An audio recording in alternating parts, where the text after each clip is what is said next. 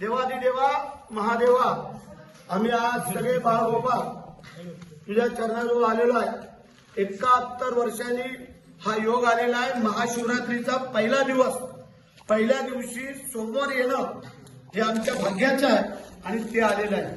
त्यामध्ये आता येणाऱ्या 3 महिन्यानंतर निवडणूक आहे। त्याचं औचित्य साधून मी प्रार्थना करतो या संपूर्ण आमच्या महायुतीच्या वतीने की येणारी निवडणूक त्याच्यामध्ये पुन्हा एकदा महायुतीचे आमचे सगळे उमेदवार जे आमदार आहेत ते निवडून यायला पाहिजे, असं पहिलं तुझ्या चरणाजवळ आम्ही गाऱ्हाणं घालतोय।